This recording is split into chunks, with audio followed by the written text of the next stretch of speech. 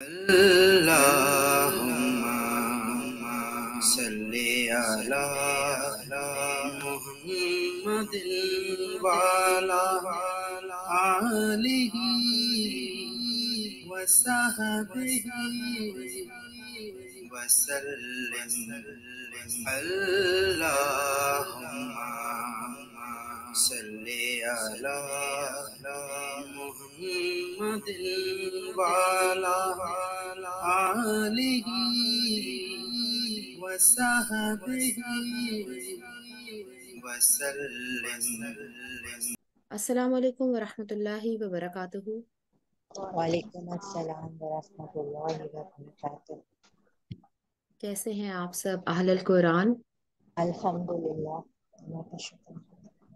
الحمدللہ علی کل حال، نحمدہ ونصلی علی رسولہ الکریم، اما بعد فاعوذ باللہ من الشیطان الرجیم، بسم اللہ الرحمن الرحیم، ربی اشرح لی صدری ویسر لی امری واحلل عقدۃ من لسانی یفقہوا قولی، ربی زدنا علما، ربی زدنا علما، ربی زدنا علما، اللہم فقہنا فی الدین، اللہم انی اسألک علما نافعا ورزقا طیبا وعملا متقبلا، اللہم صلی علی محمد وعلی آل محمد کما صلیت علی ابراہیم وعلی آل ابراہیم انک حمید مجید، اللہم بارک علی محمد وعلی آل محمد کما بارکت علی ابراہیم وعلی آل ابراہیم انک حمید مجید، ربی یسر ولا تعسر وتمم بالخیر، آمین یا رب العالمین۔ کل ہم نے غزوہ خیبر کو پڑھا جو 7 محرم میں پیش آئی۔ خیبر کا جو قلعہ تھا یا جو خیبر کی جگہ تھی وہ بیسکلی کس کے انڈر رول تھی؟ کون اس پہ حکمرانی کرتا تھا؟ جلدی جلدی مجھے رپلائی پلیز کریں۔ یہود۔ یہود کرتے تھے، اور خیبر جو تھا وہ ایسے تھے جیسے سونے کی چڑیا ہوتی ہے، اور یہود اس پہ حکمرانی کرتے تھے۔ آپ صلی اللہ علیہ وآلہ وسلم نے پہلے قریش مکہ سے غزوات کیے، سریے کیے، اور اب خیبر کی طرف وہ پلٹے تاکہ وہاں پہ حکمرانی کی جائے۔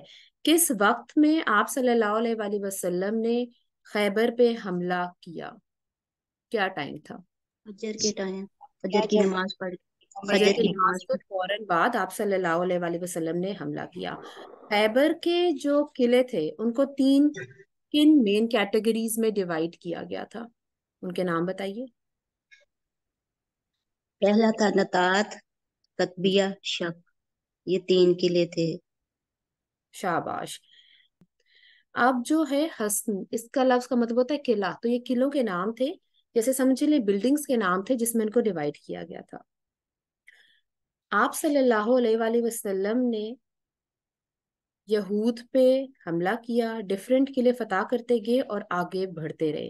یہود کا مین کام کیا تھا؟ وہ کیا کرتے تھے؟ ان کا کاروبار کیا تھا، یا کس چیز میں وہ آگے تھے؟ انکم سورس کیا تھا ان کا؟ کھیتی باڑی، زیادہ لوگ کھیتی باڑی کرتے تھے۔ ماشاء اللہ، لا قوت الا باللہ۔ وہ ایگریکلچر میں بہت آگے تھے، کھیتی باڑی کرتے تھے۔ اور سب سے زیادہ چیز جو مسلمانوں کو اس غزوے سے ملی وہ کیا تھی؟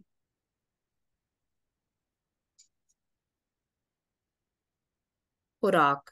مسلمان جو بہت عرصے سے بہت کم کھا رہے تھے، ان کو مال غنیمت ملتا تھا، لیکن سب سے زیادہ مسلمانوں کو اس غزوے کے بعد جو ملی وہ تھی خوراک۔ جب یہود نے آپ صلی اللہ علیہ وآلہ وسلم کے سامنے سرنڈر کر دیا تو انہوں نے آپ صلی اللہ علیہ وآلہ وسلم سے کیا مطالبہ کیا تھا؟ یہی کہ یہ جو زمینیں ہم کاشتکار ہیں ہمارے پاس ہی رہنے دیں، تاکہ ہم ان کے متعلق بہت کچھ جانتے ہیں، تو حضور صلی اللہ علیہ وسلم نے ان کو دے دی تھی۔ ماشاء اللہ، لا قوت الا باللہ۔ اللہ تعالیٰ آپ کے علم میں بہت اضافہ کرے۔ جی بالکل، انہوں نے یہی کہا تھا کہ ہم اس زمین کے بارے میں، اس جگہ کے بارے میں زیادہ جانتے ہیں، آپ ہمیں اجازت دیجیے کہ ہم یہیں پہ کاشتکاری کرتے رہیں، اور جو بھی پھل نکلے گا، جو بھی فصلیں ہوں گی، آپ آدھی ہمیں دے دیجیے گا۔ آپ صلی اللہ علیہ وآلہ وسلم نے کیا ان کا مطالبہ منظور کر لیا تھا؟ جی منظور کر لیا تھا۔ لیکن آپ صلی اللہ علیہ وآلہ وسلم نے ایک شرط بھی رکھی تھی، وہ شرط کیا تھی؟ سونا چاندی اور گھوڑے اور ہتھیار کے علاوہ اپنی سواریوں پر جو کچھ لاد سکتے ہیں لے جائیں۔ بالکل، لیکن آپ صلی اللہ علیہ وسلم نے ایک جو بہت پرومیننٹ شرط رکھی تھی وہ کیا تھی؟ کہ جب آپ صلی اللہ علیہ وسلم ان کو کہیں گے تو ان کو یہاں سے جانا پڑے گا. کس کے دور حکومت میں یہود کو خیبر سے نکال دیا گیا تھا؟ حضرت عمر رضی اللہ تعالیٰ عنہ کے دور خلافت میں یہود جب غلط روش پہ آ گئے تھے تو ان کو خیبر سے نکال دیا گیا تھا. الحمدللہ سب لوگوں نے بہت اچھی طرح سے ایبزارب کیا. اس کے بعد ہم نے یہ دیکھا کہ خیبر کے جو مال غنیمت آپ صلی اللہ علیہ وسلم کو ملے تھے ان کی تقسیم آپ صلی اللہ علیہ وسلم نے بہت خوبصورتی سے کی. اور آپ صلی اللہ علیہ وسلم کا ہر غزوہ ہر کام انتہائی آرگنائزڈ طریقے سے ہوتا تھا. اور بینگ امتی آف آپ صلی اللہ علیہ وسلم ہمارا ہر کام کیسا ہونا چاہیے؟ آرگنائزڈ، ویل ڈسپلنڈ اور پریپیئرڈ. کہتے ہیں نا اینڈ ٹائم پہ کام نہیں کرنا بلکہ بیفور ہینڈ پریپیئر رہنا ہے. حدیث نبوی صلی اللہ علیہ وآلہ وسلم ہے، آپ صلی اللہ علیہ وسلم نے فرمایا جس شخص کے ساتھ اللہ تعالیٰ بھلائی کا ارادہ کرے اسے دین کی سمجھ عنایت فرما دیتا ہے، اور میں تو محض تقسیم کرنے والا ہوں، دینے والا تو اللہ ہی ہے، اور یہ امت ہمیشہ اللہ کے حکم پر قائم رہے گی، اور جو شخص ان کی مخالفت کرے گا انہیں نقصان نہیں پہنچا سکے گا یہاں تک کہ اللہ کا حکم قیامت آ جائے. اتنی خوبصورت حدیث پڑھ کے دل خوشی سے جھوم اٹھتا ہے کہ الحمدللہ اللہ سبحانہ و تعالیٰ ہم سے بھلائی کا ارادہ کرتے ہیں. اللہ سبحانہ و تعالیٰ ہمیں جانتے ہیں کہ ہم کون ہیں، اور اللہ تعالیٰ چاہتے ہیں کہ ہمارے ساتھ بھلائی کی جائے. اور کتنی خوبصورت بات ہے کہ اللہ تعالیٰ ہمارے ساتھ بھلائی کرنا چاہتے ہیں اور ہمیں دین کی سمجھ عطا کر رہے ہیں. الحمدللہ ہمارا کام کیا ہے کہ اللہ سے استقامت مانگے. اگر اللہ نے توفیق دے دی ہے دین کو سیکھنے کی، اگر اللہ نے شعور کو بیدار کر دیا ہے، اگر اللہ نے ہدایت اور ایمان دے دیا ہے، تو مسلمان کو ہر وقت چوکنا رہنا چاہیے کہ کہیں کوئی ایسی حرکت، کوئی ایسا غلط قدم نہ اٹھ جائے کہ اس سے یہ انعام، یہ بھلائی چھن جائے. اور مبارک ہو آپ سب لوگوں کو، اللہ سبحانہ و تعالیٰ کے چنے ہوئے لوگوں کو، کہ اللہ سبحانہ و تعالیٰ نے آپ سب سے، ہم سب سے بلکہ بھلائی کا ارادہ کر لیا کہ ہمیں دین کی محفلوں میں آنے کی توفیق دی، ہمیں توفیق دی کہ مرنے سے پہلے اس کو دل سے یاد کریں، دل سے آپ صلی اللہ علیہ وآلہ وسلم کو جانے پہچانے، ان کی سنتوں پہ عمل کرنے والے ہو جائیں. آج ہم اس کے آگے پڑھیں گے کہ غزوہ خیبر کے آگے کیا ہوا. غزوہ خیبر میں آپ صلی اللہ علیہ وسلم نے بہت سا مال غنیمت جو ملا تھا اس کو بہت خوبصورت طریقے سے بانٹ دیا. جب حالات پرسکون ہوئے اور خوف جاتا رہا تو یہود اپنی خباثت پر پلٹ آئے اور انہوں نے نبی صلی اللہ علیہ وسلم کے قتل کی سازش کی. اللہ اکبر. کہتے ہیں نا جو انسان جیسا ہوتا ہے اس کی فطرت کبھی نہیں بدلتی. تو یہودیوں کی فطرت کیا تھی کہ پیچھے سے مسلمانوں پہ وار کرتے تھے، اور جیسے ہی حالات بہتر ہوئے پھر سے آپ صلی اللہ علیہ وآلہ وسلم کی قتل کی سازشیں شروع کر دی. چنانچہ اپنے اکابر میں سے ایک شخص سلام بن مشکم کی بیوی کے ذریعے سے رسول اللہ صلی اللہ علیہ وآلہ وسلم کو ایک زہر آلودہ بکری ہدیہ کی. اس سے معلوم تھا کہ رسول اللہ صلی اللہ علیہ وآلہ وسلم کو بازو پسند ہے، لہٰذا اس نے بازو میں زیادہ زہر ڈالا. استغفر اللہ. یہ خصلت ہے یہودیوں کی جن کو مسلمانوں کا بدترین دشمن کہا گیا ہے، اور پیچھے آپ نے کہاوت بھی پڑھی تھی، سام سے ان کو تشبیہ دی گئی ہے، اور یہ ہمیشہ پیچھے سے مسلمانوں پہ وار کرتے ہیں. ان میں اتنی ہمت نہیں تھی کہ آپ صلی اللہ علیہ وآلہ وسلم کو کنفرنٹ کرے، ان کے سامنے کچھ بولیں کچھ کریں. انہوں نے کیا کیا؟ ایک داؤ استعمال کیا، ایک عورت کے تھرو زہریلی بکری کا گوشت آپ صلی اللہ علیہ وآلہ وسلم کو تحفے کے طور پہ دیا. رسول اللہ صلی اللہ علیہ وآلہ وسلم نے اس بکری کا ایک لقمہ لے کر چبایا، پھر اسے تھوک دیا اور فرمایا یہ زہر آلودہ بکری ہے. پھر آپ صلی اللہ علیہ وآلہ وسلم نے اس عورت اور یہود سے دریافت کیا تو انہوں نے اپنے جرم کا اقرار کیا اور کہا ہم نے سوچا کہ اگر یہ بادشاہ ہے تو ہم اس سے راحت پا جائیں گے، اور اگر نبی ہے تو اسے زہر نقصان نہ پہنچا سکے گا. اتنی منافقت، اتنی خباثت بھری ہوئی تھی ان کے ذہنوں میں کہ ان کے جملوں سے چیک کریں کہ اگر یہ بادشاہ ہے تو کیا ہوگا، یہ فوت ہو جائیں گے اور ہمیں ان سے نجات مل جائے گی، اور اگر نبی ہے تو اللہ کے حکم سے زہر انہیں کچھ نہیں کہے گا۔ اور آپ صلی اللہ علیہ وآلہ وسلم کی شان کیا تھی، جب کبھی آپ صلی اللہ علیہ وآلہ وسلم پہ ذاتی حملہ ہوا آپ نے کبھی اس کا بدلہ نہ دیا، اس پر آپ صلی اللہ علیہ وآلہ وسلم نے یہود اور اس کی عورت کو معاف کر دیا۔ لیکن بعد میں بشر بن برا بن معرور رضی اللہ تعالیٰ عنہ اسی زہر کی وجہ سے انتقال کر گئے، تو آپ صلی اللہ علیہ وآلہ وسلم نے عورت کو قصاص میں قتل کرا دیا۔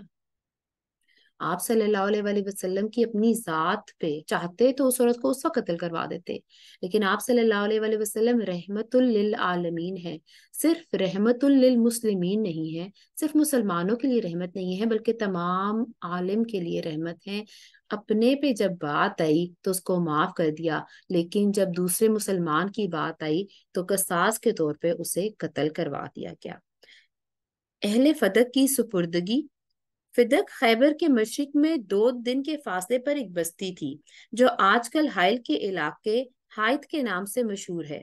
رسول اللہ صلی اللہ علیہ وآلہ وسلم نے خیبر پہنچ کر محیصہ بن مسعود رضی اللہ تعالیٰ عنہ کو یہود فدق کے پاس بھیجا کہ انہیں اسلام کی دعوت دے، مگر انہوں نے تاخیر کی۔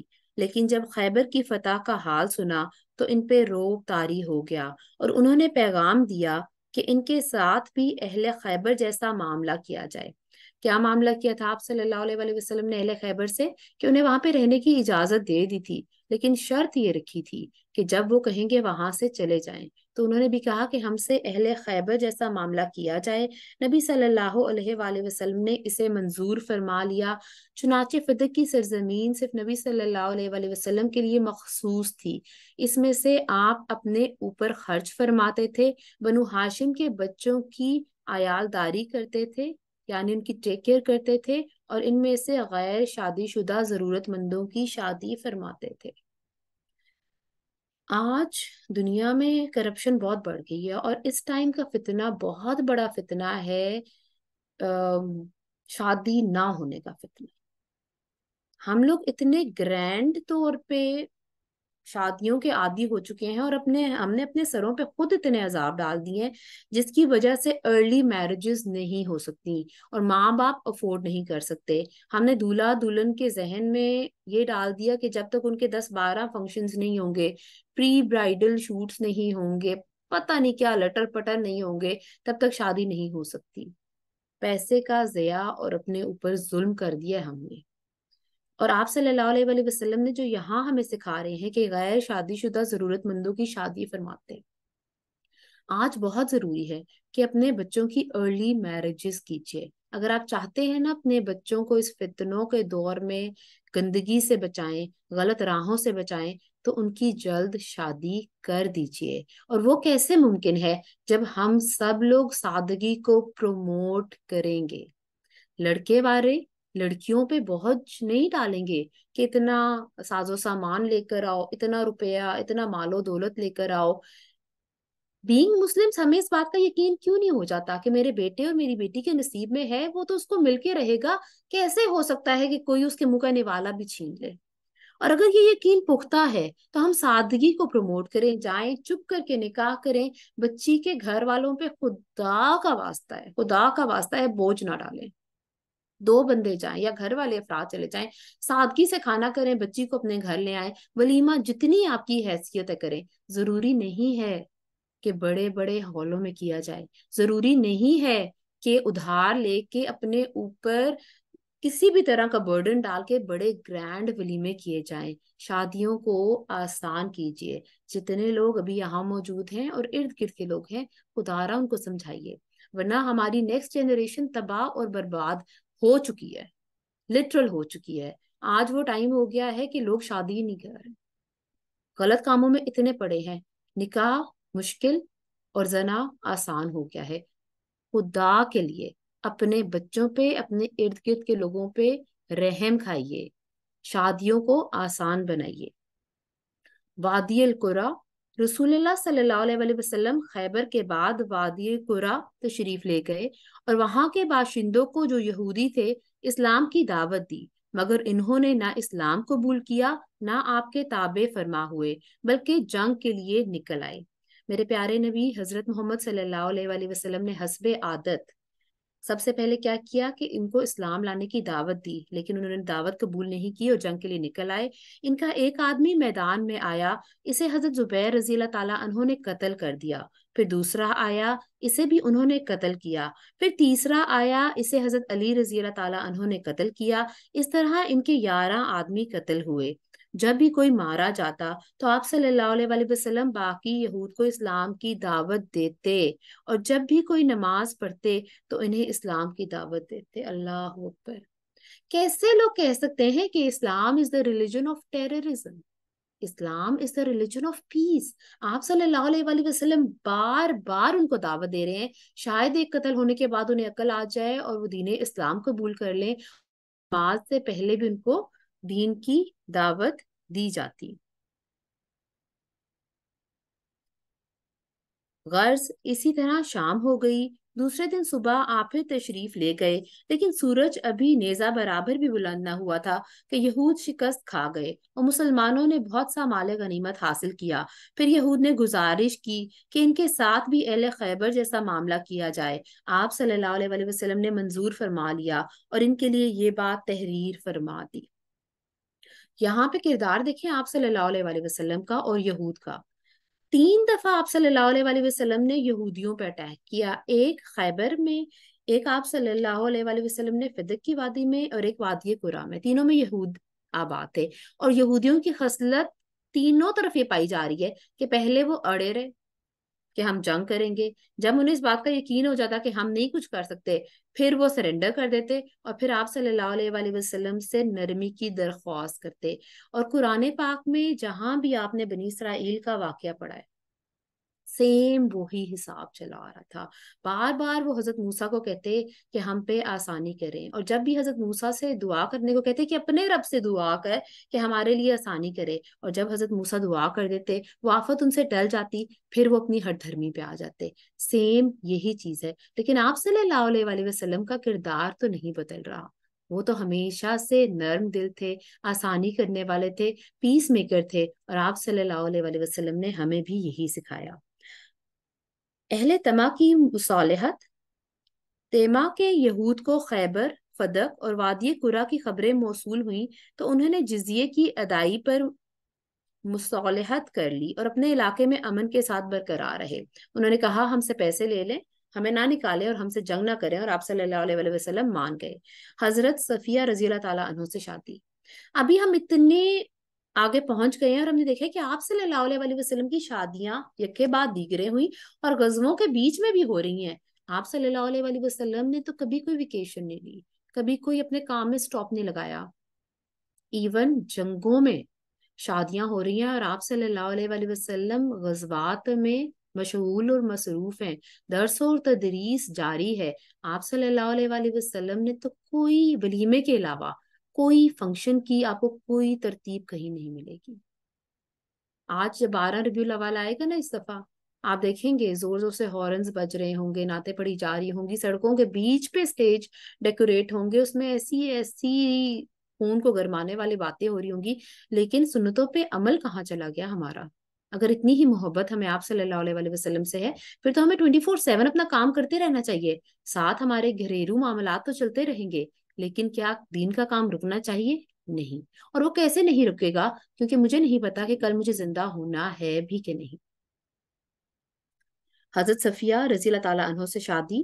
حضرت صفیہ بنت ہوئی بن اخطب کو جب قیدیوں میں شامل کیا گیا تو انہیں رسول اللہ صلی اللہ علیہ وآلہ وسلم کی اجازت سے حضرت دہیہ بن خلیفہ قلبی رضی اللہ تعالیٰ عنہ نے لے لیا، لیکن صحابہ نے آ کر رسول اللہ صلی اللہ علیہ وآلہ وسلم سے عرض کی کہ وہ صرف آپ صلی اللہ علیہ وآلہ وسلم کی شایان شان ہے، وہ قریظہ اور نذیر کی سردار ہیں۔ رسول اللہ صلی اللہ علیہ وآلہ وسلم نے انہیں بلا کر ان پر اسلام پیش کیا، انہوں نے اسلام قبول کر لیا۔ اس پر آپ نے انہیں آزاد کر کے ان سے شادی کر لی اور ان کی آزادی ہی کو مہر قرار دیا اور انہیں بعض عورتوں کے حوالے کر دیا۔ جب خیبر اور وادی قرا فتح ہو گئے، فدق اور تیما کے باشندوں نے اطاعت قبول کر لی، آپ صلی اللہ علیہ وسلم نے مدینہ واپسی کی راہ لی تو وادی صحبہ میں پہنچ کر حضرت صفیہ رضی اللہ تعالیٰ عنہ حلال ہو گئیں، چنانچہ انہیں آپ کے پاس رخصت کر دیا گیا۔ آپ رضی اللہ تعالیٰ عنہ نے دولہا کی حیثیت سے ان کے ہمراہ صبح کی اور کھجور، پنیر اور گھی پر مشتمل ولیمہ کھلایا اور 3 روز شب ہائے عروسی کے طور پر ان کے ساتھ قیام فرمایا اور پھر روانہ ہو گئے اور سفر 7 ہجری کے آخر یا ربیع الاول 7 ہجری کے اوائل میں مدینہ تشریف لائے۔ اللہ اکبر۔ کہاں پہ لکھا ہوا ہے کہ ولیمے میں 10 ڈشز ہونا ضروری ہیں، یا چھوٹا گوشت ہونا ضروری ہے، یا بہت بڑی دعوت ہونا ضروری ہے؟ سوال کریں نا ذرا خود سے، کیا ہم نے خود اپنے لیے مشکلیں نہیں بنائی ہوئی کہ دلہن کا جوڑا جو ہے وہ 50-60 ہزار سے 50-60 ہزار کا کہاں آتا ہے، 1,00,000-2,00,000 کا ہوگا تبھی وہ دلہن خوبصورت لگے گی؟ یا جوڑے کے بغیر شادی نہیں ہو سکتی، یا پھر جولری کے بغیر شادی نہیں ہو سکتی، یا پھر بہت بڑے انتظام کے بغیر شادی نہیں ہو سکتی؟ اور میں یقین سے کہہ سکتی ہوں، بلکہ لکھ کے کہہ سکتی ہوں، جتنے لوگ سن رہے ہیں، جتنے لوگ سامنے بھی ہیں، سب چاہتے ہیں کہ سادگی اپنائی جائے، لیکن کرتے کیوں نہیں ہے؟ لوگ کیا کہیں گے؟ کچھ تو لوگ کہیں گے، لوگوں کا کام ہے کہنا۔ اگر ہم یہ مان جائیں نا، بلکہ صرف یہ خیال رکھیں کہ اللہ کیا کہے گا، تو پھر ہماری زندگیاں انشاءاللہ بہت آسان ہو جائیں گی۔ غزوہ ذات الرقا جمادی الاولیٰ 7 ہجری۔ خیبر سے مدینہ آ کر رسول اللہ صلی اللہ علیہ وسلم مطمئن ہو چکے تو سنا کہ بنو انمار، ثعلبہ اور محارب کے بدو اکٹھے ہو رہے ہیں۔ بدو کہتے ہیں ان لوگوں کو جو گاؤں سے آئے ہوتے ہیں، جو گاؤں سے آئے ہوتے ہیں، جو اتنے ویل سیولائز نہیں ہوتے۔ آپ صلی اللہ علیہ وسلم نے مدینے کا انتظام حضرت عثمان بن عفان رضی اللہ تعالیٰ عنہ کو سونپا۔ کل ایک سوال کیا گیا تھا اور آپ کو ہوم ورک دیا گیا تھا کہ کتنے غزوات میں آپ صلی اللہ علیہ وسلم جب گئے تو انہوں نے انتظام حضرت ام مکتوم رضی اللہ تعالیٰ عنہ کے ہاتھ میں دیا؟ کس نے اس کو سولو کیا ہے؟ جی پہلے ہینڈ ریز کریں، کس نے اس پہ تحقیق کی؟ بسم اللہ الرحمن الرحیم۔ میں عبداللہ ابن مختوم کے بارے میں تھوڑا سا بتانا چاہوں گی کہ وہ حضرت خدیجہ رضی اللہ عنہ کے جو ہیں وہ کزن تھے، اور ان کی جو مادر تھی وہ عتیقہ ابن عبداللہ تھی، جن کو ام مختوم کہا جاتا تھا، کیونکہ انہوں نے ایک بلائنڈ چائلڈ یعنی کہ ایک نابینا بچے کو پیدا کیا تھا۔ تو عبداللہ جو ابن مختوم تھے، انہوں نے مکہ میں جو ہے وہ اسلام کو پھیلتے ہوئے دیکھا، اور آپ صلی اللہ علیہ وسلم کے ساتھ ہمیشہ ان کی بہت زیادہ محبت تھی، اور سب سے زیادہ ان کو جو ہوتا تھا کہ وہ کوئی موقع ہاتھ سے جانے نہیں دیتے تھے کہ قرآن کو یاد کریں اور قرآن کو میمورائز کریں، لیکن چونکہ وہ نابینا تھے تو اس وجہ سے وہ تھوڑے سے اس چیز میں کبھی کبھی جو ہے وہ بہت زیادہ آگے نکل جاتے تھے۔ یہ وہ ہیں حضرت عبداللہ ابن مکتوم جن کے بارے میں قرآن مجید میں سورۃ عبسہ 80 سے 116 تک قرآن مجید میں آیت نازل ہوئی۔ اس کا اس طرح سے ذکر ہے کہ ایک دفعہ جو ہے وہ آپ صلی اللہ علیہ وسلم جو ہیں وہ اسلام کی دعوت دے رہے تھے قریش کو مدینہ ہجرت سے پہلے، اور جبکہ آپ صلی اللہ علیہ وسلم کا زیادہ چاہتے تھے کہ مکہ کے جو بڑے بڑے لیڈر ہیں وہ اسلام قبول کر لیں، جن میں جو ہے وہ ابو جہل تھے اور جو تھے ولید ابن مغیمہ، اس طرح کے لوگ بیٹھے ہوئے تھے۔ تو آپ صلی اللہ علیہ وسلم اتنے مصروف تھے ان کو اسلام کی دعوت دینے میں کہ ابن مختوم جو ہیں وہ آپ کے پاس آئے اور انہوں نے کہا کہ مجھے یہ قرآن کی ورس جو ہے وہ سکھا دیں، کیونکہ ان کو بہت زیادہ محبت تھی قرآن کو یاد کرنے اور اس کو میمورائز کرنے سے۔ تو آپ صلی اللہ علیہ وسلم نے ان کی طرف جو ہے وہ اتنا دھیان نہیں دیا، مڑ کر دیکھا نہیں، وہ تو نابینا تھے، وہ تو نہیں دیکھ سکتے تھے کہ آپ صلی اللہ علیہ وسلم ان کی طرف نہیں دیکھ رہے۔ تو جب یہ محفل ختم ہو گئی تو اسی وقت اللہ تعالیٰ نے آپ صلی اللہ علیہ وسلم پر وحی نازل کی، اور جس میں آپ صلی اللہ علیہ وسلم نے جو ہے وہ آپ صلی اللہ علیہ وسلم پر سورۃ عبسہ کی جو ہے وہ 80 سے لے کر 116 کی آیات نازل ہوئی، جن میں آپ صلی اللہ علیہ وسلم کو یہ باور کرایا گیا کہ وہ لوگ جو دین کو اتنا پسند نہیں کرتے اور جو اپنی ہٹ درمی پہ ہیں، ان کو آپ جو ہے اتنا مصروف ہو گئے کہ جو شخص دین کی طرف دوڑ کر آیا ہے آپ سے قرآن کی بات سیکھنے کے لیے، آپ نے اس کی طرف توجہ نہیں دی، جس سے آپ صلی اللہ علیہ وسلم کو بعد میں ان کی اہمیت کا اتنا اندازہ ہو گیا کہ جب بھی وہ آپ کے پاس آتے تو آپ ان کو بہت نرمی، محبت اور پیار دیتے، جب ہجرت کا وقت آیا تو وہ آپ صلی اللہ علیہ وسلم کے ساتھ ہجرت کر گئے، اور وہ تھے جو مدینہ میں اقامت کرایا کرتے تھے، اور ان کو ایک اہم مقام سونپا گیا کہ آپ صلی اللہ علیہ وسلم جب غزوات پہ تشریف لے جاتے تھے تو بعد میں امامت جو تھی اور مدینے کا انتظام وہ جو تھی وہ ابن ام مکتوم کو سونپ دیا کرتے تھے۔ اس طرح آپ نے 10 سے زیادہ غزوات میں جو ہے جو مدینے کا انتظام ہے وہ ابن ام مکتوم کو سونپا، جن میں غزوہ بدر آتی ہے، غزوہ خندق، غزوہ بنو قریظہ، غزوہ خابہ، غزوہ ابوار، غزوہ بوات، اس کے بعد سویق، غطفان، اس طرح کر کے 10 سے زیادہ غزوات ہیں جن میں آپ صلی اللہ علیہ وسلم نے اپنی جگہ جو ہے وہ امامت آپ ابن ام مختوم کو دی اور ان کو مدینے کا انتظام سنبھالا۔ پھر جو ہے وہ جب یہ آیت نازل ہوئی آپ صلی اللہ علیہ وسلم کے دور میں کہ وہ شخص جو جہاد کے لیے نکلتے ہیں اللہ کے نزدیک ان کے لیے بہت رتبہ ہے، تو آپ صلی اللہ علیہ وسلم جب بھی کوئی آیت نازل ہوتی تھی تو زید بن حارثہ سے اس کو رکھوا لیا کرتے تھے تاکہ بعد میں جو باقی صحابہ ہیں اس کو یاد کر سکیں۔ تو ابن ام مختوم نے فرمایا کہ آپ صلی اللہ علیہ وسلم ذرا ٹھہر جائیں، اور اس کو لکھوانے سے پہلے اللہ تعالیٰ سے انہوں نے کہا کہ اللہ تعالیٰ سے دوبارہ ذرا نظر ثانی کریں، کیا وہ لوگ جو جنگ پر نہیں جا سکتے کیا ان کا مقام اللہ کے نزدیک ان سے زیادہ نہیں جو جنگ پر جاتے ہیں؟ تو اس پہ اللہ تعالیٰ نے دوبارہ آیات نازل کی اور کہا کہ جو لوگ معذوری کی وجہ سے اور کسی عذر کی وجہ سے جنگ سے پیچھے رہ جاتے ہیں ان کے لیے بھی اللہ تعالیٰ نے بہت ہی اجر رکھا ہے۔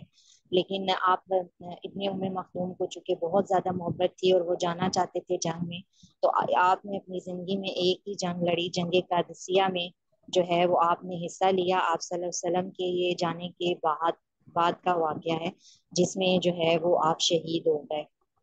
تو یہ تھے ابن ام مختوم جن کو آپ صلی اللہ علیہ وسلم نے اور جن کو قرآن نے جو آیت نازل کر کے اتنی اہمیت دی کہ جب آپ دین کی طرف دوڑ کر آتے ہیں اور اس کو سیکھنے اس کو یاد کرنے کے لیے اتنا زیادہ محبت رکھتے ہیں تو اللہ تعالیٰ بھی جو ہے وہ آپ سے اسی طرح محبت رکھتے ہیں۔ ماشاء اللہ، لا قوت الا باللہ۔ اللہ تعالیٰ آپ کو دین کی اور سمجھ عطا کرے اور بہترین آپ کے علم میں اضافہ کرے۔ حضرت ام مکتوم رضی اللہ تعالیٰ عنہ سے ہم بہت کچھ سیکھتے ہیں کہ وہ نابینا تھے لیکن ان کا دل کتنا چاہتا تھا کہ وہ کسی طرح بھی دین کی خدمت کریں، اور انہوں نے بہت سی طرح، جس طرح کچھ نے بتایا 10 سے زیادہ غزوات میں پیچھے سے انہوں نے انتظام سنبھالا۔ قرآن بہت شوق سے پڑھتے تھے، اللہ کی آیات بہت شوق سے پڑھتے تھے، آپ صلی اللہ علیہ وسلم کے قریب رہتے تھے۔ الحمدللہ ہمیں تو اللہ تعالیٰ نے مکمل پیدا کیے، ہمیں سے تو کوئی ایسا بھی نہیں ہے جو معذور ہو، تو ہم کل کیا ایکسکیوز دیں گے اللہ سبحانہ تعالیٰ کو؟ یا اللہ ہمیں کیا تھا، ہمیں کیا پرابلم تھی، کیا ایسی چیز تھی جس کی وجہ سے ہم تیری طرف نہیں آ سکے؟ خود اپنے آپ سے ضرور سوال کیجیے گا۔ خیبر سے مدینے آ کر رسول اللہ صلی اللہ علیہ وسلم مطمئن ہو چکے تو سنا کہ بنو انمار، ثعلبہ اور محارب کے بدو اکٹھے ہو رہے ہیں۔ آپ صلی اللہ علیہ وسلم نے مدینے کا انتظام حضرت عثمان بن عفان رضی اللہ تعالیٰ عنہ کو سونپا اور 700 صحابہ کی میت میں مدینے سے 2 دن کے فاصلے پر واقع مقام نخل کا رخ کیا۔ وہاں بنو عطفان کی ایک جمعیت یعنی ایک گروپ سے آمنا سامنا ہوا۔ دونوں فریق ایک دوسرے کے قریب آئے اور بعض نے بعض کو خوفزدہ کیا، لیکن جنگ نہیں ہوئی۔ نماز کی اقامت کہی گئی تو رسول اللہ صلی اللہ علیہ وسلم نے صلاۃ خوف پڑھائی، یعنی ایک گروہ کو 2 رکعت نماز پڑھائی، پھر وہ لوگ پیچھے چلے گئے اور دوسرے گروہ کو 2 رکعت نماز پڑھائی۔ اسی طرح آپ صلی اللہ علیہ وسلم کی 4 رکعت نماز ہوئی اور لشکر کی 2 رکعت، 2 رکعت۔ یہی صلاۃ خوف ہے، اور اس کی اور بھی صورتیں ہیں جو احادیث سے مروی ہیں۔ صلاۃ خوف کا حکم کب نازل ہوا؟ کسی کو بھی یاد ہے؟ پیچھے میں نے اسپیشلی آپ کو انڈر لائن بھی کرایا تھا کہ صلاۃ خوف کا حکم ایک غزوے کے بیچ میں آیا تھا، کسی کو یاد ہے؟ چلیں آج آپ کا ہوم ورک یہ ہے، اور سب نے کل ہینڈ ریز کرنے ہیں کہ صلاۃ خوف کا حکم کس غزوہ میں دیا گیا۔ پھر اللہ نے دشمن کے دل میں رعب ڈال دیا، اس کی جمعیت پراگندہ ہو گئی اور رسول اللہ صلی اللہ علیہ وآلہ وسلم مدینے واپس آ گئے۔ اس غزوے کا نام اس لیے ذات الرقاع پر گیا کہ مسلمانوں کے قدم پیدل چلنے کی وجہ سے زخمی ہو گئے تھے اور انہوں نے ان پر چیتھڑے لپیٹ لیے تھے۔ اللہ اکبر۔ چیتھڑوں کو عربی میں رقاع کہتے ہیں اور کہا جاتا ہے کہ اس کی زمین پر پہاڑ مختلف رنگ کے تھے، گویا وہ رقاع یعنی پیوند تھے۔ کہا جاتا ہے کہ غزوے کی جگہ کا نام ہی یہی ہے۔ کیا شان ہے صحابہ کی کہ غزوے کے لیے گئے ہیں، پاؤں اتنے زخمی ہو گئے ہیں کہ پیوند لپیٹ لیے گئے۔ آج تو میرے پاؤں میں ایک زخم بھی نہیں، آج تو میرے ہاتھوں میں ایک زخم نہیں، آج تو میرے دل میں امت محمدیہ کا زخم نہیں کہ میں دین کی راہ میں نکلوں۔ کل کیا منہ لے کے ہم اللہ کے حضور کھڑے ہوں گے اور کیا ہمارا کمپیریزن ہوگا؟ خود سے سوال کیجئے، میں دین کے لیے کتنی ایفرٹ کر رہی ہوں، میں دین کے لیے کتنا وقت نکال رہی ہوں، اور ایک کوسچن آپ لکھیے کہ میں دین کے لیے وقت کتنا نکالتی ہوں، اور پورے دن میں اللہ اور اس کے رسول نے ہمیں جو بھی احکامات دیے ہیں اور قرآن کی تعلیم حاصل کرنے کے لیے میں وقت کتنا نکال رہی ہوں، اس کو لکھیے گا۔ ہمارے ایمان کا جو حالات ہیں وہ آٹومیٹکلی آپ کے سامنے آ جائیں گے۔ اس غزوے میں سب سے دلچسپ بات یہ پیش آئی کہ ایک روز رسول اللہ صلی اللہ علیہ وآلہ وسلم نے ایک سایہ دار درخت کے نیچے پڑاؤ ڈالا اور اس پر اپنی تلوار لٹکا کر سو گئے۔ بقیہ لوگ مختلف درختوں کے نیچے جا کر سو گئے۔ ایک مشرک نے آ کے رسول اللہ صلی اللہ علیہ وآلہ وسلم کی تلوار سونت لی، یعنی آپ صلی اللہ علیہ وآلہ وسلم کی تلوار اٹھا لی۔ آپ بے خبر سو رہے تھے، مگر اتنے میں آپ جاگ گئے تو مشرک کو شمشیر بدست پایا۔ اس نے کہا، تم مجھ سے ڈرتے ہو؟ آپ صلی اللہ علیہ وآلہ وسلم نے فرمایا، لا نہیں۔ اس نے کہا، تو تم کو مجھ سے کون بچائے گا؟ آپ صلی اللہ علیہ وآلہ وسلم نے فرمایا، اللہ۔ یہ سن کر تلوار اس کے ہاتھ سے گر گئی۔ وہ تلوار رسول اللہ صلی اللہ علیہ وآلہ وسلم نے اٹھا لی اور فرمایا، اب تم کو مجھ سے کون بچائے گا؟ اس نے کہا، آپ اچھے پکڑنے والے ہیں، یعنی احسان کیجئے۔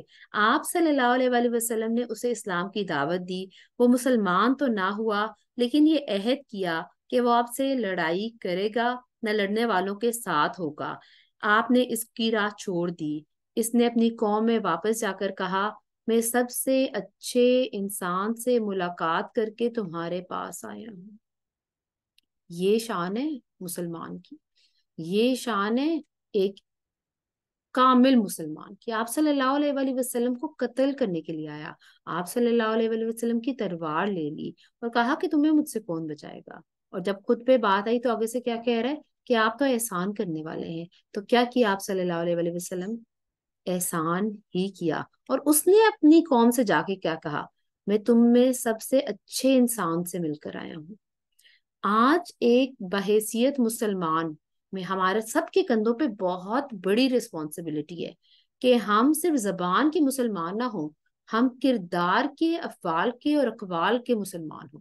ہمارا کردار گواہی دے کہ ہم مسلم ہیں، ہمارے افعال، ہمارے منہ سے نکلے ہوئے لفظ اللہ کی یاد دلائے لوگوں کو، ہمارے چلنے سے، ہمارے اٹھنے سے، ہمارے بیٹھنے سے، ہماری صلح رحمی سے لوگ کہہ سکیں کہ یہ امت محمدی ہیں۔ عام اہل مغازی کہتے ہیں کہ یہ غزوہ 4 ہجری میں پیش آیا، مگر صحیح یہ ہے کہ یہ 7 ہجری میں غزوہ خیبر کے بعد پیش آیا، کیونکہ ابو ہریرہ اور ابو موسیٰ اشعری رضی اللہ تعالیٰ عنہ اس غزوے میں موجود تھے اور یہ دونوں نبی صلی اللہ علیہ وآلہ وسلم کے پاس غزوہ خیبر کے بعد آئے تھے۔ آپ صلی اللہ علیہ وسلم کو خواب آیا تھا کہ عمرہ کرنے کے لیے جائیں، اور آپ صلی اللہ علیہ وآلہ وسلم نکل پڑے تھے مکہ کی جانب۔ اس وقت کیا خاص واقعہ پیش آیا تھا؟ صلح حدیبیہ۔ ماشاءاللہ ماشاءاللہ جی، اس وقت صلح حدیبیہ کا واقعہ پیش آیا تھا۔ اب کیا ہم پڑھے ہیں کہ عمرہ قضا، وہ عمرہ جو وہ نہیں کر سکے تھے اور انہوں نے کہا تھا کہ ہم اگلے سال کریں گے، یہ اس کی کمپلیشن کی جا رہی ہے۔ ذی-القعدہ 7 ہجری میں رسول اللہ صلی اللہ علیہ وآلہ وسلم وہ عمرہ ادا کرنے روانہ ہوئے جس پر حدیبیہ کی صلح میں اتفاق ہوا تھا۔ چنانچہ مدینے کا انتظام حضرت ابو رحم غفاری رضی اللہ تعالیٰ عنہ کو سونپا۔ قربانی کے 60 اونٹ ساتھ لیے اور ان پر ناجیہ بن جندب اسلمی رضی اللہ تعالیٰ عنہ کو مقرر فرمایا۔ 100 گھوڑے بھی ہمراہ تھے جن کی نگرانی پر محمد بن مسلمہ رضی اللہ تعالیٰ عنہ کو مقرر فرمایا۔ پھر ذوالحلیفہ پہنچ کر احرام باندھا اور لبیک کہا۔ صحابہ کرام رضی اللہ تعالیٰ عنہ نے بھی آپ کے ساتھ لبیک کہا، پھر اپنا سفر جاری رکھا۔ جب وادی یاجوج پہنچے تو سارے ہتھیار رکھ دیے اور ان کی حفاظت کے لیے حضرت اوس بن خولی انصاری رضی اللہ تعالیٰ عنہ کی ماتحتی میں 200 آدمی وہیں چھوڑ دیے۔ صرف سوار کا ہتھیار یعنی میان میں رکھی ہوئی تلواریں لے کر گدا کے راستے سے ہجون پر نکلتا ہے مکے میں داخل ہوئے۔ اس وقت آپ صلی اللہ علیہ وآلہ وسلم اپنی اونٹنی کسوہ پر سوار تھے اور صحابہ کرام تلواریں حمائل کیے آپ کو گھیرے میں لیے ہوئے تھے۔ آپ بھی لبیک پکار رہے تھے اور وہ بھی لبیک پکار رہے تھے۔ اللہ اکبر! کیا خوبصورت منظر ہوگا کہ آپ صلی اللہ علیہ وآلہ وسلم مکہ میں داخل ہو رہے ہیں اور آپ صلی اللہ علیہ وآلہ وسلم اور صحابہ کے دل کی حالت کیا ہوگی۔ وہ جگہ جہاں سے آپ صلی اللہ علیہ وآلہ وسلم اتنی محبت کرتے تھے، دوبارہ اس جگہ میں داخل ہو رہے ہیں، کتنا پر لطف وہ مقام ہوگا اور کیا خوبصورت جگہ ہوگی۔ اور سارے جو صحابہ تھے انہوں نے آپ صلی اللہ علیہ وآلہ وسلم کے ارد گرد تلواریں جو تھیں وہ حمائل کی ہوئی تھیں۔ اللہ اکبر! اور وہ بھی آپ بھی لبیک پکار رہے تھے اور صحابہ بھی لبیک پکار رہے تھے۔ اس طرح آپ صلی اللہ علیہ وآلہ وسلم مسجد حرام میں داخل ہوئے، چھڑی سے حجر اسود کو چھوا، پھر سواری ہی پر طواف کیا۔ اس سے ہمیں آپ یہاں پہ لکھ سکتے ہیں، کیا سواری پر طواف کیا جا سکتا ہے؟ جی ہاں، سواری پر طواف کیا جا سکتا ہے اور اس کی دلیل یہ ہے۔ مسلمانوں نے بھی طواف کیا، جو قوت جاں مردی کے نشان کے مطابق داہنے کندھے کھولے خانہ کعبہ کے گرد دوڑ رہے تھے، اور عبداللہ بن رواحہ نبی صلی اللہ علیہ وآلہ وسلم کے آگے آگے تلوار حمائل کیے ہوئے یہ اشعار پڑھ رہے تھے: کفار کے پوتوں، ان کا راستہ چھوڑ دو کہ ساری بھلائی اللہ کے پیغمبر ہی میں ہے۔ آج ہم اس کی تعویل پر تمہیں ماریں گے جیسے اس کی تذلیل پر تمہیں مار چکے ہیں، اور مار بھی ایسی ماریں گے کہ کھوپڑی اپنی جگہ سے چٹک جائے گی اور دوست کو دوست سے بے خبر کر دے گی۔ یہ ہے مرد مومن کی نشانی۔ مشرکین کعبہ کے شمائل میں پہاڑ پر بیٹھے تھے، انہوں نے آپس میں باتیں کرتے ہوئے کہا: تمہارے پاس ایک ایسی جماعت آ رہی ہے جسے یثرب کے بخار نے توڑ ڈالا ہے۔ لیکن جب مسلمانوں کو دیکھا اور دوڑ رہے ہیں تو کہنے لگے: یہ تو طاقتور لوگوں سے بھی زیادہ تگڑے ہیں۔ در حقیقت رسول اللہ صلی اللہ علیہ وآلہ وسلم نے انہیں حکم دیا تھا کہ پہلے 3 چکروں میں دوڑ لگائیں تاکہ مشرکین کو اپنی قوت دکھلائیں، البتہ رکن یمانی اور حجر اسود کے درمیان نہ دوڑیں کیونکہ یہ حصہ جنوب میں تھا جسے مشرکین دیکھ نہیں رہے تھے۔ آپ صلی اللہ علیہ وآلہ وسلم کی اسٹریٹجی دیکھیں کہ جہاں سے دشمن دیکھ رہا ہے وہاں پہ کہہ رہے ہیں دوڑ لگائیں تاکہ ان پہ روب طاری ہو، اور جہاں پہ دشمن نہیں دیکھ رہا وہاں پہ کیا کہہ رہے ہیں کہ اب آرام سے آپ چلیں۔ طواف سے فارغ ہو کر آپ صلی اللہ علیہ وآلہ وسلم نے صفا اور مروہ کی سعی کی اور ان کے 7 پھیرے لگا کر مروہ کے پاس قربانی کے جانور ذبح کیے اور وہیں اپنا سر منڈوایا۔ مسلمانوں نے بھی یہی کیا۔ اس کے بعد کچھ لوگوں کو یاجوج بھیج دیا کہ وہ ہتھیاروں کی حفاظت کریں، اور جو لوگ حفاظت پر مامور تھے وہ آ کر اپنا عمرہ ادا کر لیں۔ مکے میں آپ صلی اللہ علیہ وآلہ وسلم نے 3 روز قیام فرمایا اور اس دوران میں حضرت میمونہ بنت الحارث ہلالیہ رضی اللہ تعالیٰ عنہ سے شادی کی۔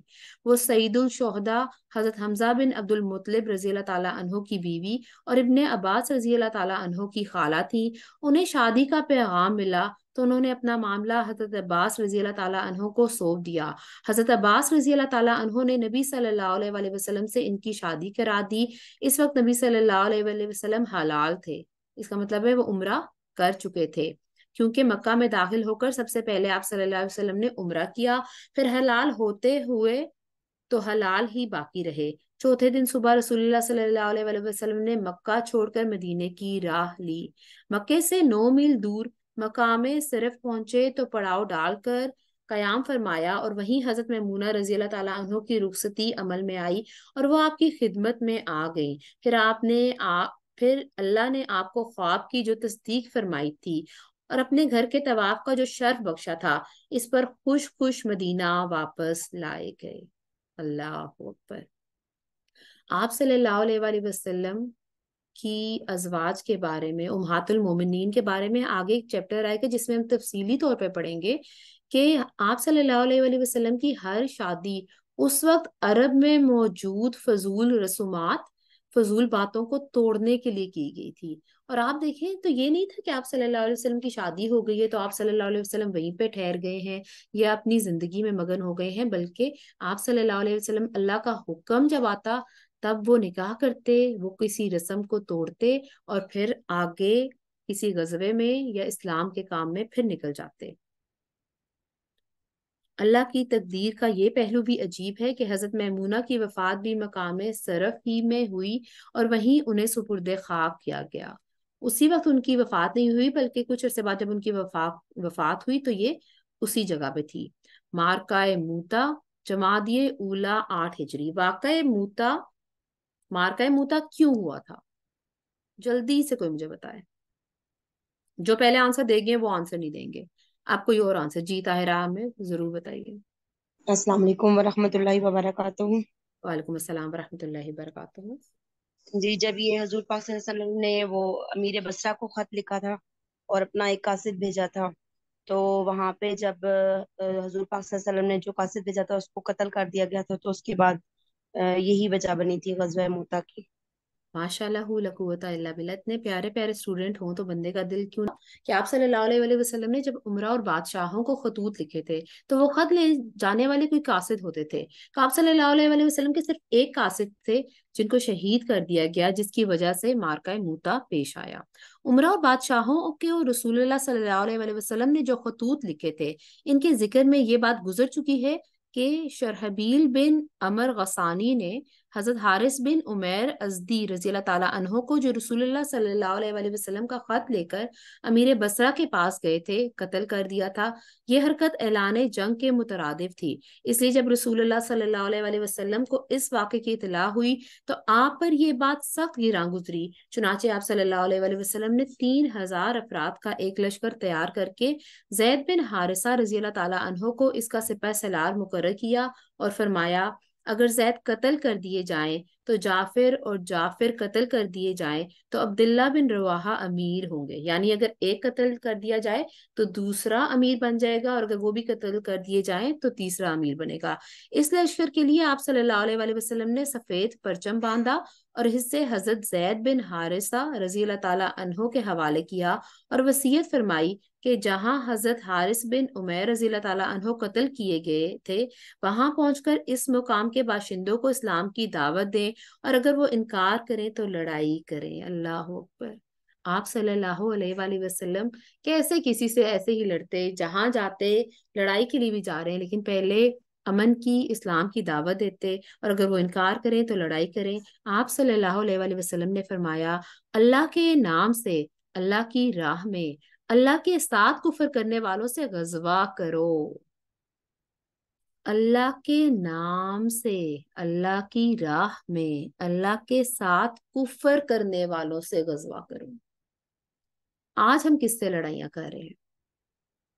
اگر غور کریں تو آج ہم اپنے نام کے لیے، اپنی راہوں کے لیے، اپنے آپ کو ڈیفینڈ کرنے کے لیے ایک دوسرے کے دشمن بنے ہوئے ہیں، لیکن آپ صلی اللہ علیہ وآلہ وسلم کی تو یہ ٹیچنگز ہی نہیں ہے۔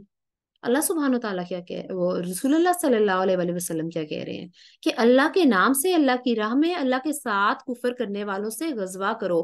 مسلمان کا فوکس پوائنٹ یا مین پوائنٹ کس کی ذات ہے؟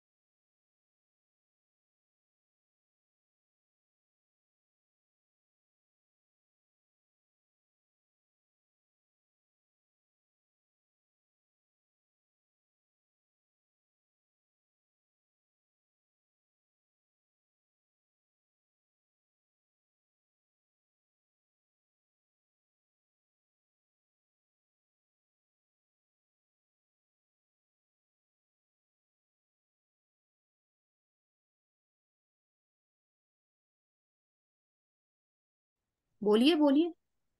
اللہ تعالیٰ کی ذات ہے. اللہ تعالیٰ کی ذات. اور میرا ہر عمل کس کے لیے ہونا چاہیے؟ اللہ تعالیٰ کے لیے. کیا اللہ کی بیچ رضا. میں؟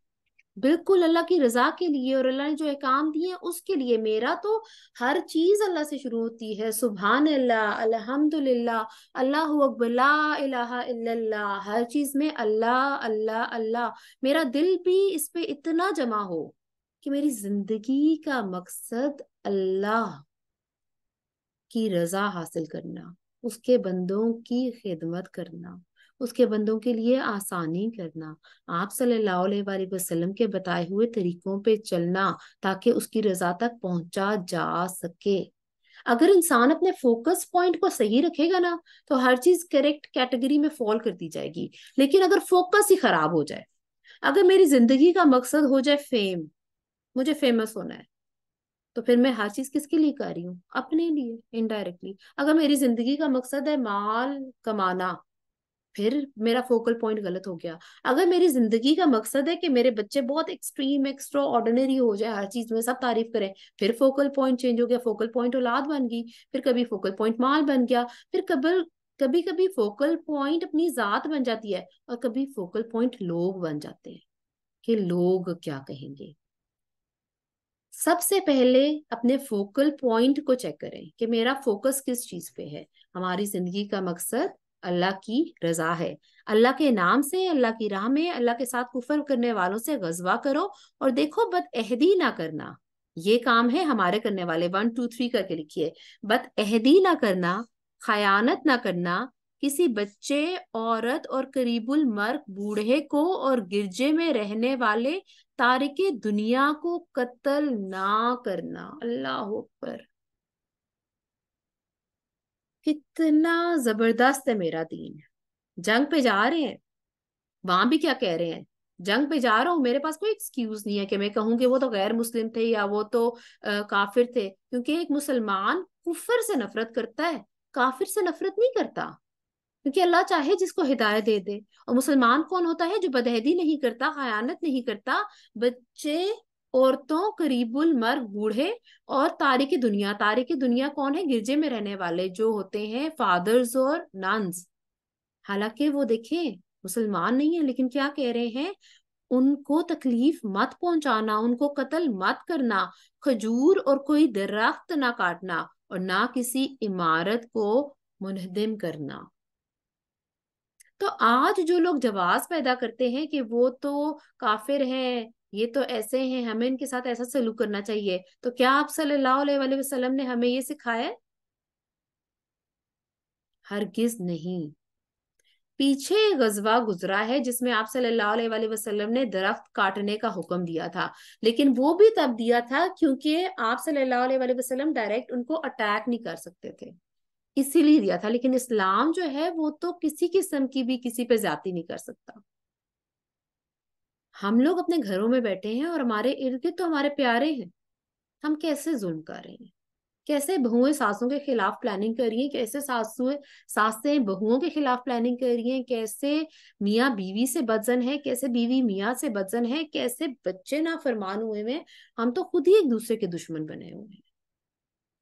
ایک اور پوائنٹ جو بہت بڑا بڑا کر کے اپنی زندگی میں داخل کر لیں کہ ہمیں کفر سے نفرت کرنی ہے، لیکن کافر سے نفرت نہیں کرنی، کیونکہ اس بیچارے کو تو پتہ ہی نہیں ہے، اور اللہ جس کو چاہے ہدایت دیتے. آپ سنیت الوداع تک لشکر کے ساتھ تشریف لے گئے، پھر اسے الوداع کیا. اس لشکر نے جنوبی اردن پہنچ کر معون کے مقام پر پڑاؤ ڈالا. وہاں اسے معلوم ہوا کہ ہرکل 1,00,000 کا لشکر لے کر ماب میں خیمہ زن ہے. ہرکل کی ہم نے پیچھے پڑھا تھا کہ اس نے دل اس کا گواہی دے گیا تھا کہ اسلام ہی اصل دین ہے، لیکن کیا وہ ایمان لایا تھا؟ ہرکل کو جو آپ صلی اللہ علیہ وآلہ وسلم نے خط لکھا تھا، کیا وہ ایمان لایا تھا؟ نہیں، وہ نہیں نہیں لگا. نہیں، اور کس وجہ سے وہ نہیں لایا تھا؟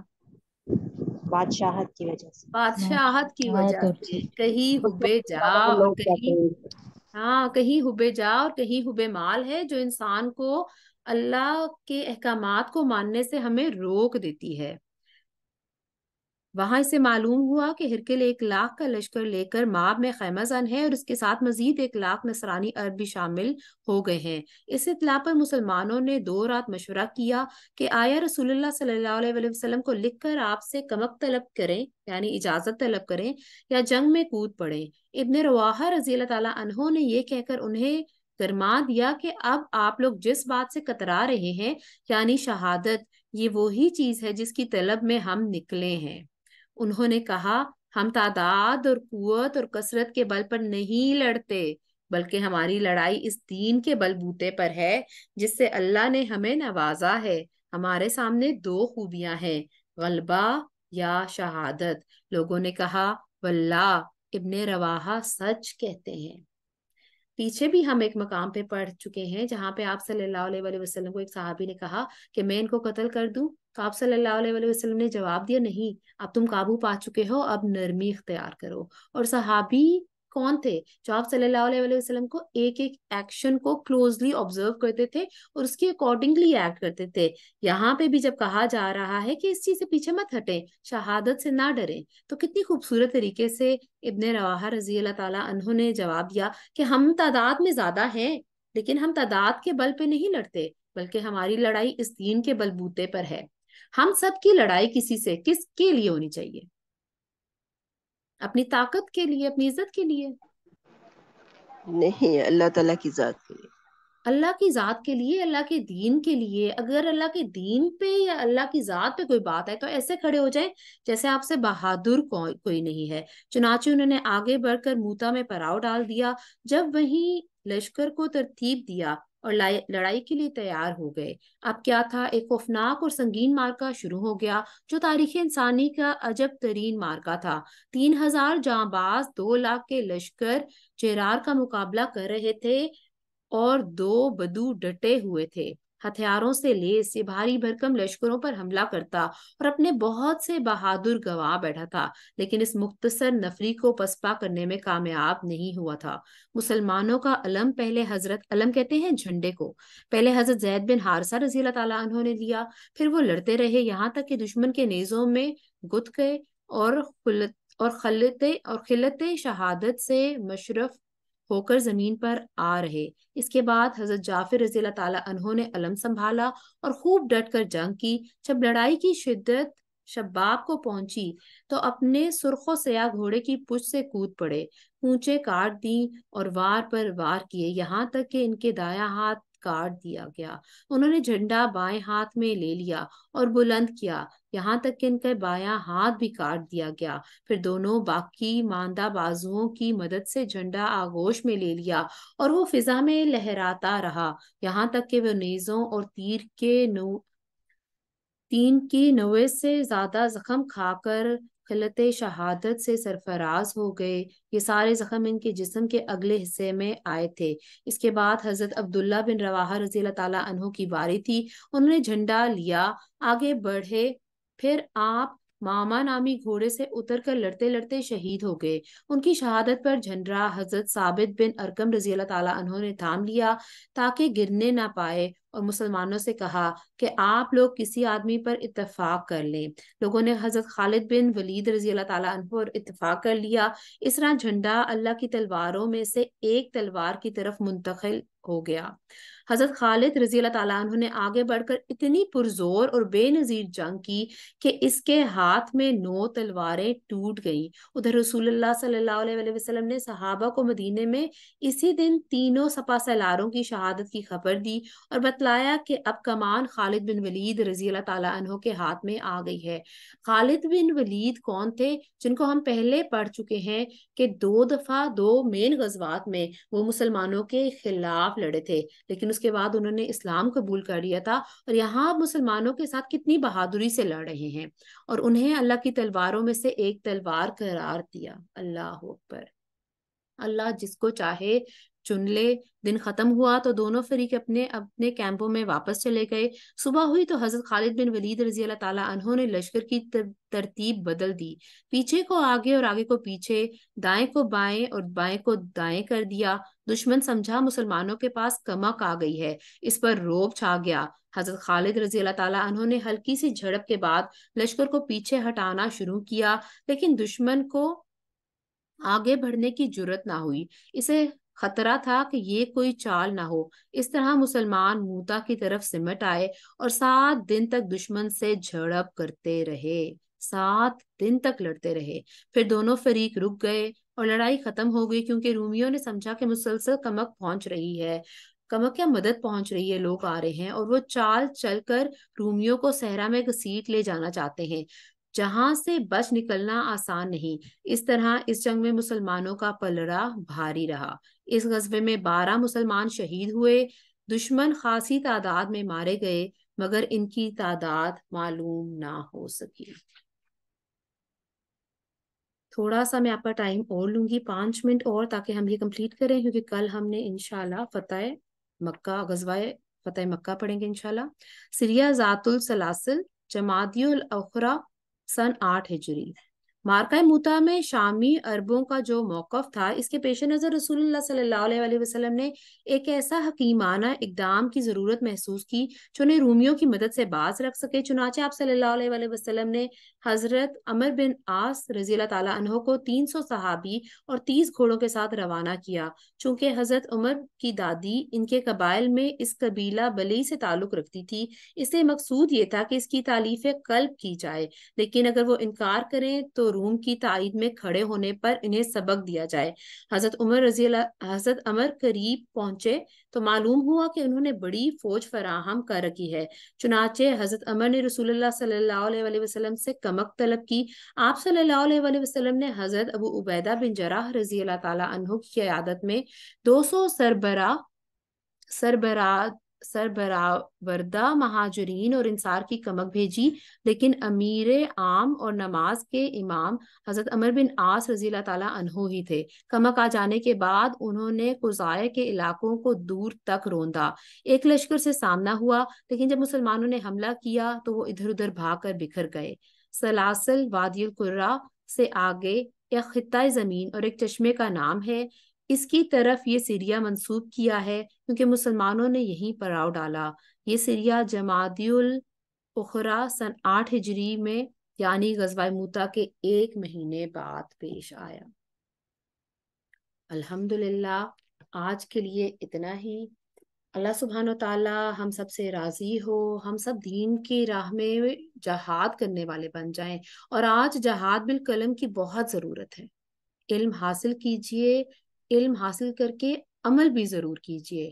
ہمیں اپنے آپ کو دوسروں کے لیے آسانیاں کرنے والا بنانا ہے، ہمیں انشاءاللہ بہترین مسلمان بننا ہے، ہمیں آپ صلی اللہ علیہ وآلہ وسلم کی سنتوں کو فالو کرنا ہے، اور دین کی راہ میں اپنے فوکل پوائنٹ کو کریکٹ رکھتے ہوئے اللہ کے لیے آپ صلی اللہ علیہ وسلم کو سنتوں کو فالو کرتے ہوئے اپنے عقائد کو صحیح رکھتے ہوئے ڈٹ جانا ہے، اس امید کے ساتھ کہ جب ہم اپنے خالق حقیقی سے ملیں تو وہ ہم سے راضی اور ہم اس سے راضی ہوں۔ اپنا بہت خیال رکھیے گا، انشاءاللہ کل پھر ملاقات ہوگی۔ سبحانک اللہم و بحمدک، اشہد ان لا الہ الا انت، استغفرک و اتوب الیک۔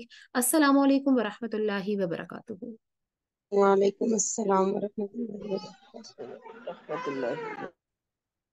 اللهم صل على محمد وعلى آله وصحبه وسلم۔